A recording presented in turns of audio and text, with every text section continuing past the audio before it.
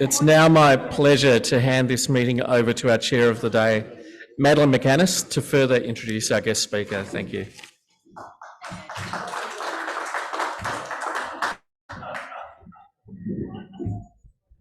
Good afternoon. It's my delight to be here this afternoon and introduce one of my favourite humans who's made a significant impact in his area of public transport internationally on a stage for more than 30 years. Professor Graham Currie has been a research leader and internationally recognised for more than 30 years in his field, and he has published more research papers in international leading peer-reviewed journals in his field than anyone else anywhere in the world. And we are very lucky in Australia to have someone of his calibre as part of our research expertise capability in the area of public transport. He's worked with some of the leading public transport organisations across the world, including London Transport. He's managed numerous public transport research and development projects internationally that have made significant impact. He's been a special advisor to international agencies in planning transport for special events, including every Summer Olympics since 1996 and the Hajj pilgrimage at Mecca. And he also had some input into some of the transport planning we did for the Rotary convention that's coming up this year for our bid phase, to make sure that we actually won the bid here in Melbourne. He's just returned back from Washington, DC, where they hold the world's largest international conference for transport. He is the only person in the world who has been awarded twice the best paper at this renowned international conference. And he's the first, as I mentioned, he's the first person ever to have received that prestigious award, not just once, but twice. He's an elected fellow of the Academy of Technology, Science and Engineering, or ATSE, and he was awarded the Australian Transport Medal by Engineers Australia for significant contributions to transport in Australia. Please join me in welcoming Graham to the stage, where he's going to talk to us about new developments in public transport. And I would also ask you to be very ready to question him in detail, because he enjoys an active debate with his audience. Please join me in welcoming Graham Currie, Professor Graham Currie.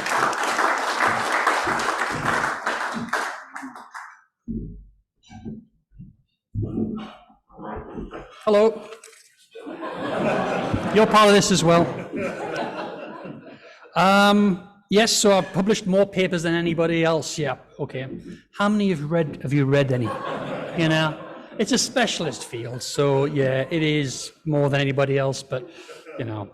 Anyway, thanks very much for inviting me. This is a rather prestigious event, and also you're a great group. I would like to point out that, of course, one of your past presidents was John Monash of Monash University fame. So, you know, the links between us are quite strong, I think. And I know that you've had our Vice-Chancellor, lots of very good engineers speaking here. Of course, John Monash, what you might not realise is John Monash was a railway engineer.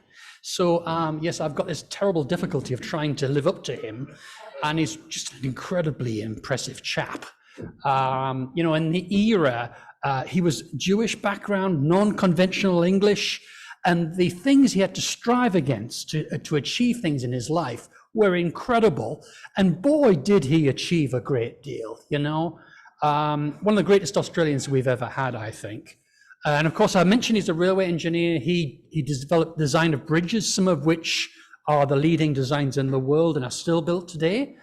In addition, he built the outer suburban railway loop, which doesn't exist anymore, but hey, we're about to spend a couple of 100 billion trying to do it again. So he was rather ahead of his field. Very impressive Australian.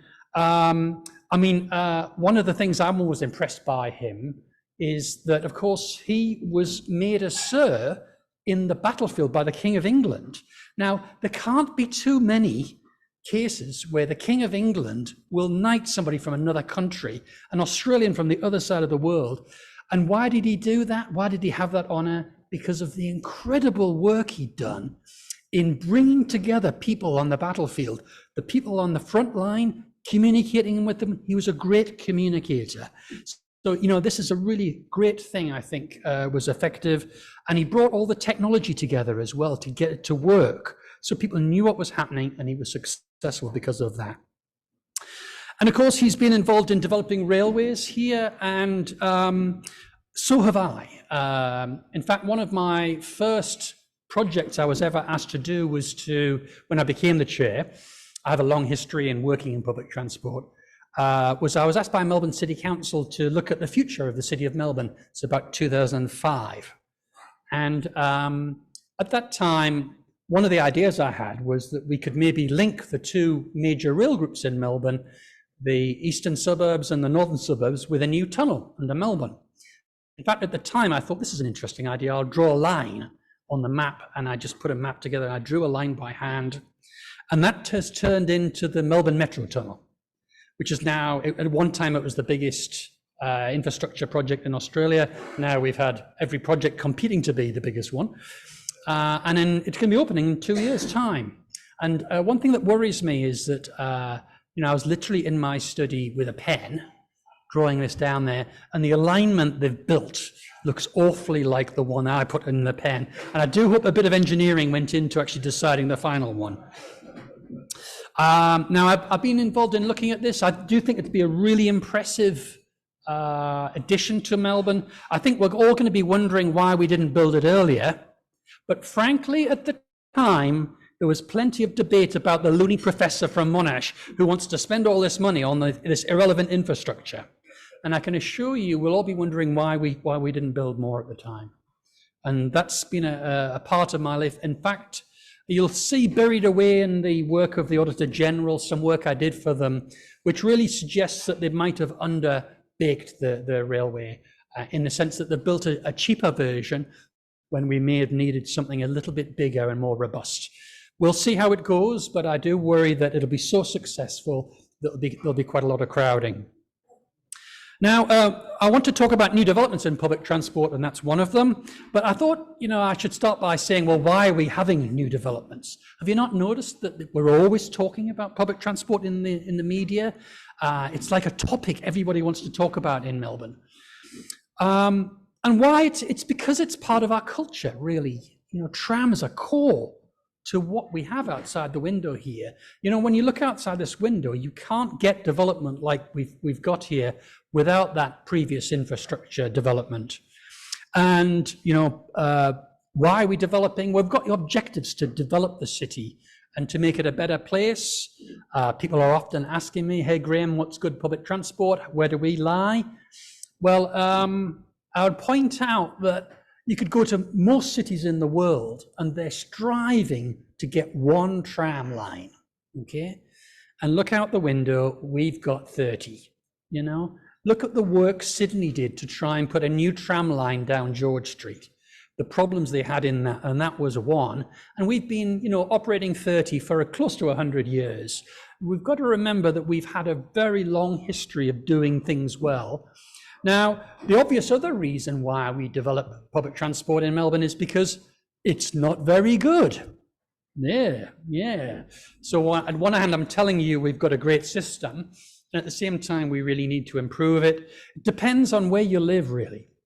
If you're lucky enough to live in the inner suburbs, you've got quite good service levels, quite frequent services. Whereas if you live in the middle and the outer suburbs, where most people do, the average frequency of a bus in Melbourne is about 20 to 30 minutes. And I was working in Sweden recently, and I was explaining to them that the average headway, number of vehicles per hour, of flights between Melbourne and Sydney is better than the average frequency of a bus in Melbourne. So we have 15-minute flights, but if you want to catch a bus in Melbourne, it's more like 30 minutes. So we need a lot of reasons to get better, if you like. Now, the central reason, though, why we should be justifying, why we should be investing, why we are doing this, is because, frankly, we don't have a choice, okay? The private car has done wonderful things for this city. It's done wonderful things for the economy, but frankly, it doesn't scale up to creating a city at volume. And public transport's really good at that volume job. I'm going to tell you a little story from my career. It's a true story, because I had this job of dealing with some very motor-focused people in Melbourne, very famous people, to persuade them that they needed to use public transport. And this was the Melbourne Grand Prix transport strategy, the strategy to get people to and from the Melbourne Grand Prix. I was hired to help them, and I was in a startup meeting with the people that were running the Grand Prix. I have nothing against the Grand Prix or for it or against it, but I just had to plan the event. And we needed to get 250,000 people to and from the event in Albert Park. Now, in the room, there are a lot of motor-focused people, and they came up and started saying, well, we want this event to be really, really good, high quality, a real great example for Melbourne. Maybe we could get all of the taxis in Melbourne, we'll hire them, and as part of the ticket, we could get everybody in Melbourne have a taxi to and from the event site as part of their ticket.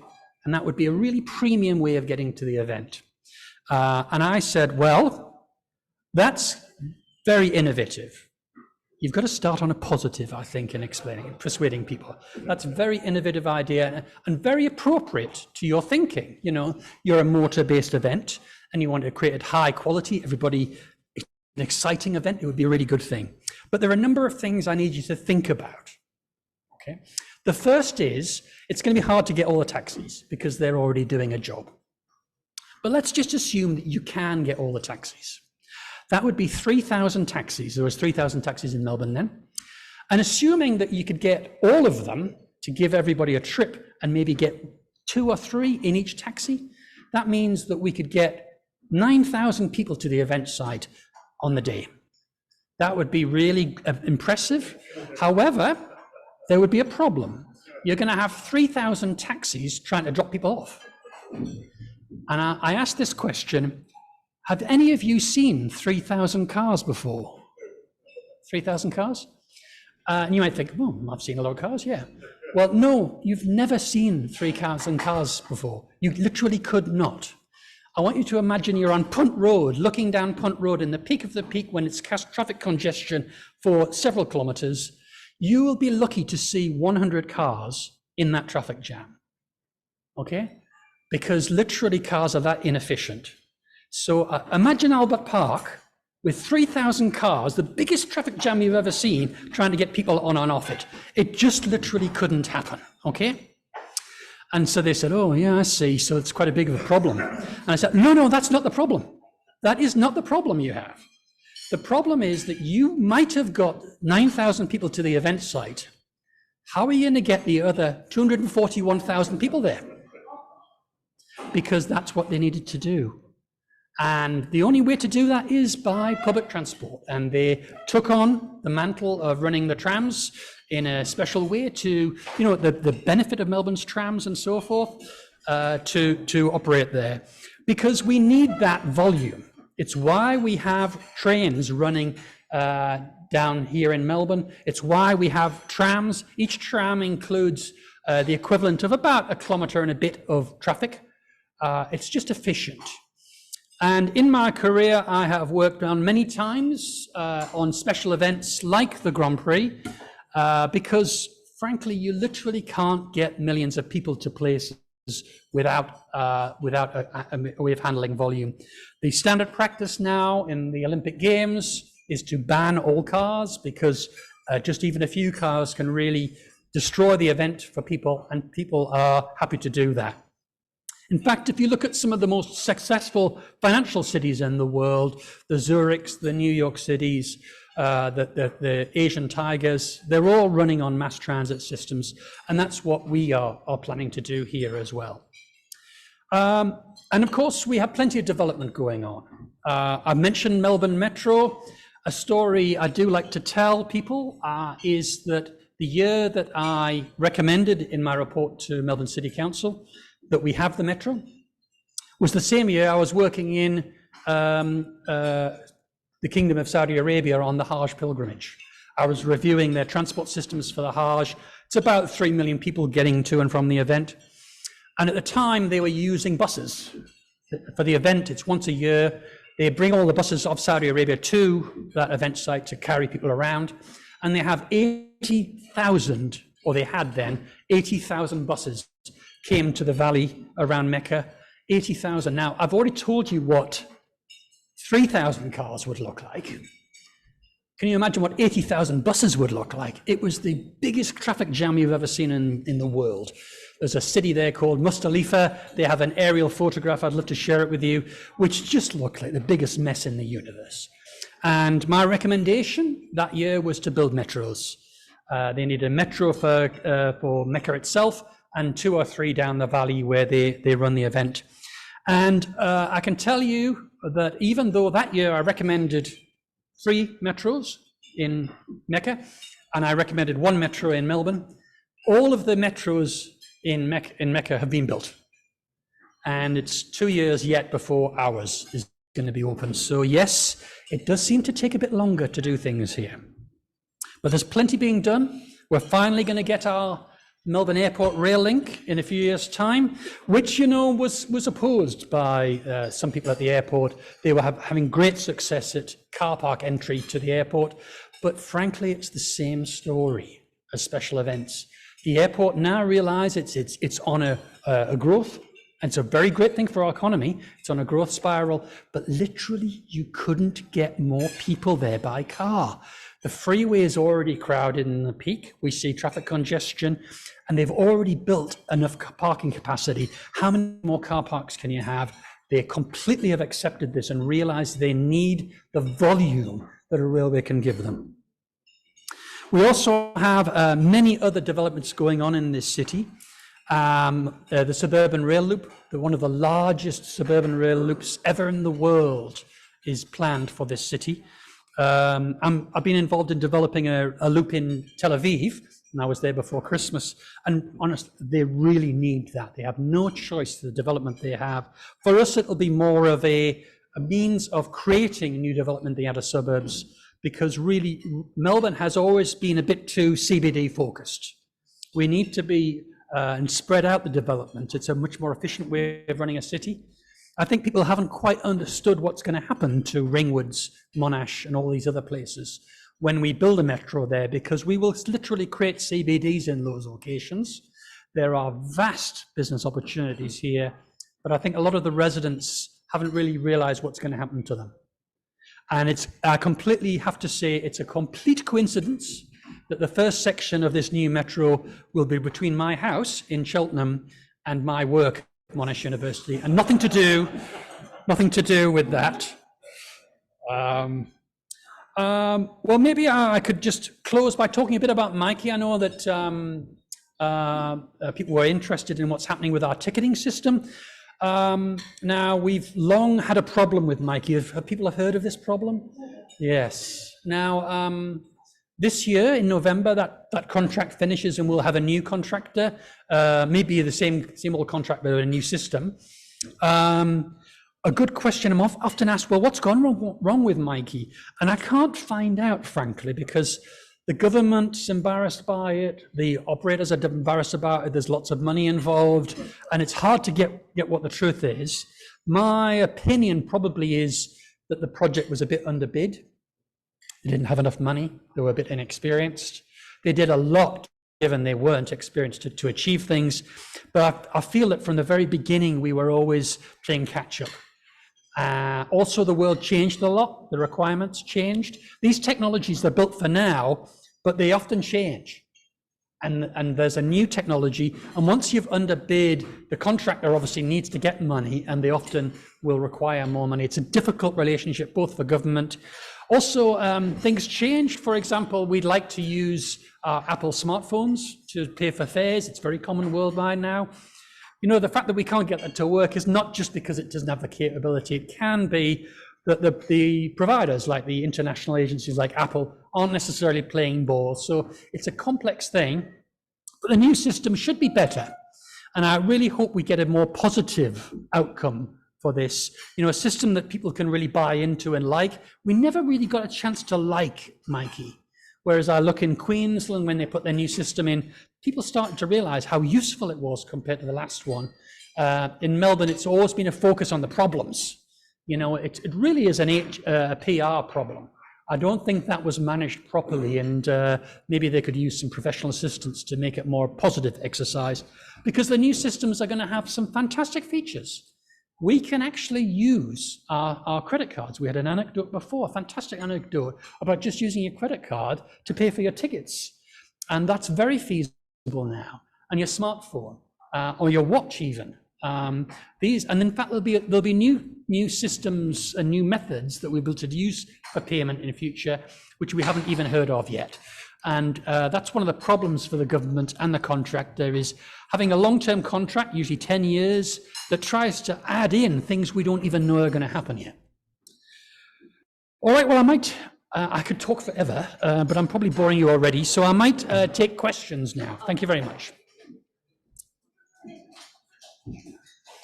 So I just do a question.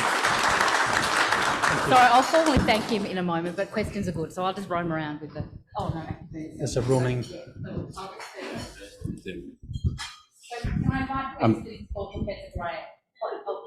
Yes. I'm really interested in your answer to this, and I'll try and do it as quickly as I can. I'm a big fan of the train. I use it a lot. I love riding my bike. I use that a lot, and I own a car and I use that.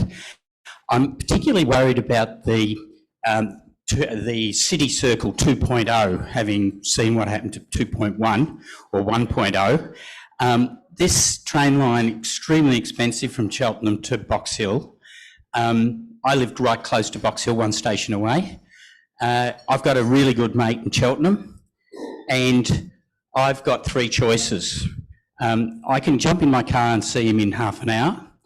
I can jump on my bike, I can see him in an hour.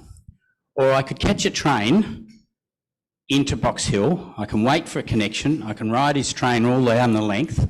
Then when I get there, I'm going to have to get a taxi, and then I'd go and see him. So which would I go? I would go half an hour. If I want some exercise, I'll do an hour. I'm not going to spend 2 hours to go and see your mate on a train. Yeah. It seems to me it's like from nowhere to nowhere. I know Monash, I used to go there, so it would have been lovely to have good transport there, but what else does it do? It's a city. There's a lot of reasons to come to the city. I come here all the time on the train. Your anecdote is completely reasonable, you know, and the answer is there is no strong logic for building this for the travel and activity we have in Melbourne today. What will happen is that project will change Melbourne. You and your colleagues and family and friends will all be doing things differently, because Box Hill will be a CBD with lots of employment and activity. Your friends will all move to living in places and have opportunities to live near them. And it's really for 100 years in the future, railway. It'll for a long time struggle with the urban development as it is now. It's really for a long-term future. Now, they have develop the stations in a logical way. They've put them in places that are going to be growing. The Monash precinct, you know, the biggest employment precinct outside of Melbourne, that is going to be one of the focuses. And it goes all the way around to the airport. So that it does, we've always in Melbourne had this problem of cross-corridor travel. Everybody's focused on the city centre, railways are good, but public transport's terrible across the suburbs. It's creating a new access for the very long-term future. And you may not be alive to use it, I'm afraid. There's the truth. But your children may well. Sue McCarthy, as a frequent tram traveller, I can tell you one of the things that's very wrong with Mikey, and that is an enormous number of people never touch on. Now, I don't imagine that any of the wonderful new systems that you're positing are going to fix that. Yes. But it is a real ethical problem. Yes, so we've done a lot of work on fare evasion, and we've saved in Melbourne $50 million a year since 2012 on a project we ran for them. And the project cost $100,000, so it's a pretty good return for investment. I can tell you that you're supposed to swipe on the tram, but many people have a valid ticket, but they don't. Such as people that get on off the train, they get on and they paid for the ticket on the train like a day ticket, and they're perfectly valid ticket, but they're supposed to swipe on the tram, but they don't, because you know they don't have to. If their ticket was checked, they would be valid. They should swipe on. So we do have this problem, and in fact, your anecdote's a really good one, because some people don't pay the fare because they see other people's not swiping on, and they think, well, if they're getting away with it, why would I pay the ticket? So that's a very good anecdote. It does happen on trams. We do have high fare evasion rates on trams, but it has been reduced over the last few years, actually. Hi, Graham. Philip Endersby. And I agree entirely with your synopsis there that we'll probably have 5 nodal cities around Melbourne, 20 and 30 years down the track. The thing that I think about is that when we go to some of the big cities around the world, and my comment would be our ring road structure. Have we planned for the 2nd and 3rd ring road, and have we put the land aside? Where are we with the Port of Hastings, so that we then develop that area? And in the 3rd one is our airport, say 20 kilometres east of Cranbourne, because we're driving everyone west, yet we're driving everyone east for the future of living. Okay, there's a big question about the entire future of the world. What's the answer? Well, yes. Have we planned for everything? No. Do cities ever? I have seen some centrally planned. I worked a lot in China, and I remember driving out to the 8th ring road in China 30 years ago, which now is heavily overdeveloped now. So they centrally plan everything. I'm not too sure they get great outcomes, though. And you can plan things too far, I think. Are we doing a good job? Well, certainly the road planning has been at a high quality, I think.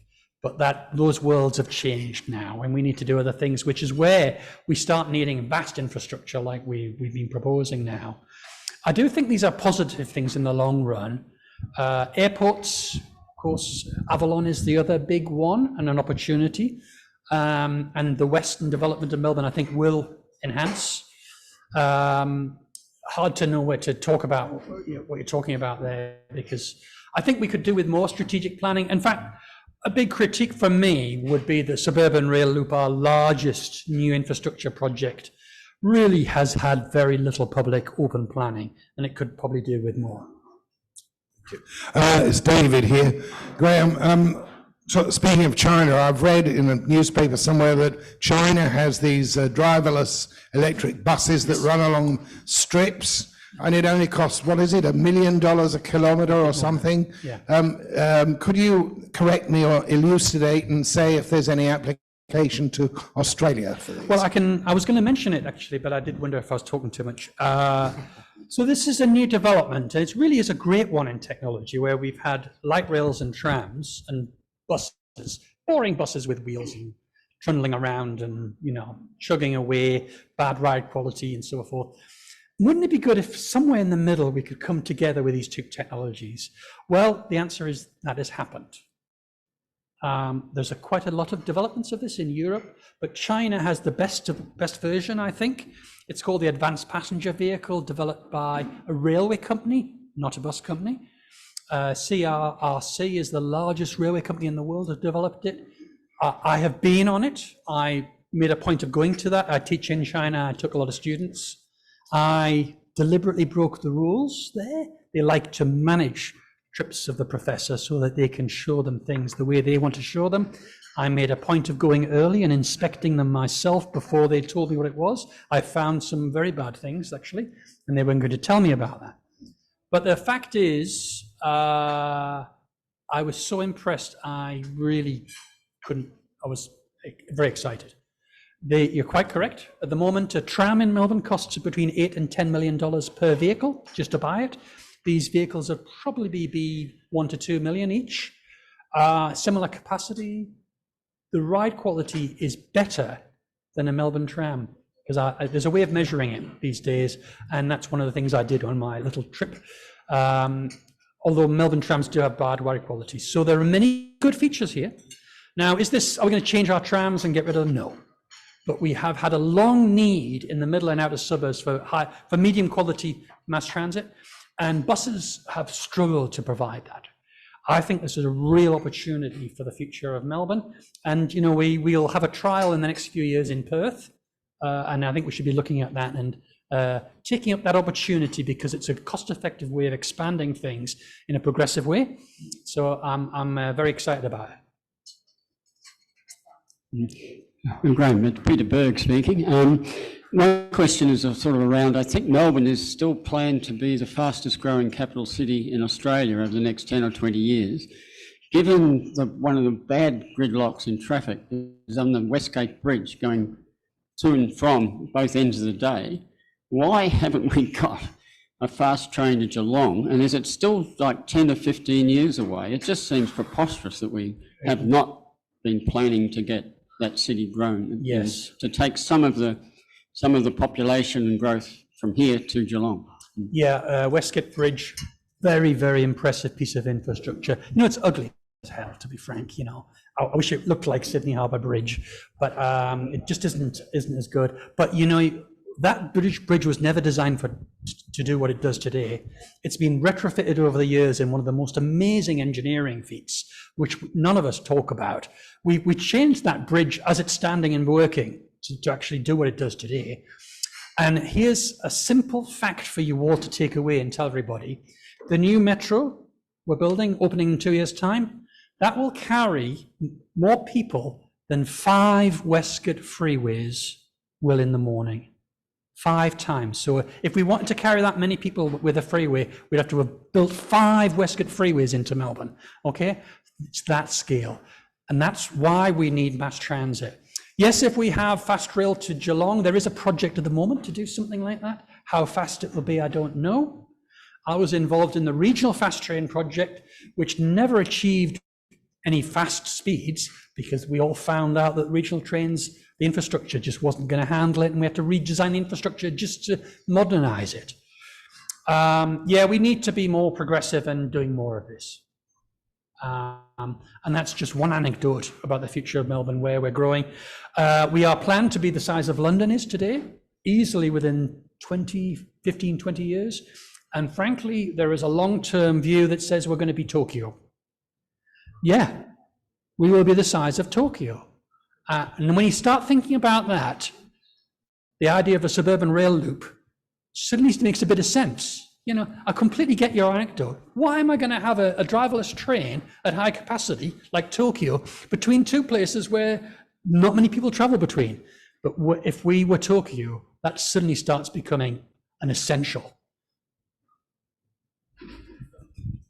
Thank you very much. Okay, We're all done. thanks I very think much. you could talk all afternoon, Graham. Yes, Thank you again for an excellent presentation and thought-provoking around the future of our public transport, what we can do.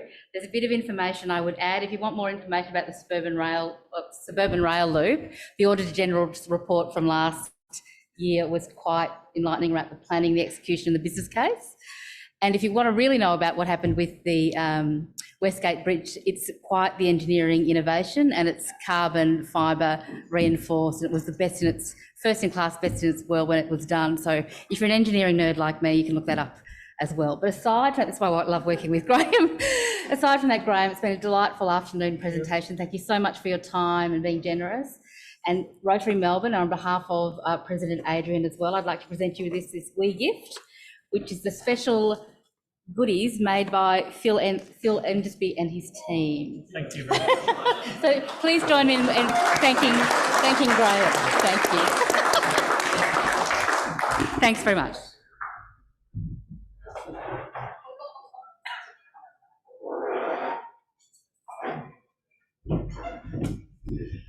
Well, thank you to our visitors and guests for attending today. Thanks also to MC Bernie McIntosh and for the reflection, Cheryl Lacey as well. And of course, our lunch setup and reception team for their efforts. As always, if anyone can just stay back for a few minutes to assist with the backup, they'd be very appreciative.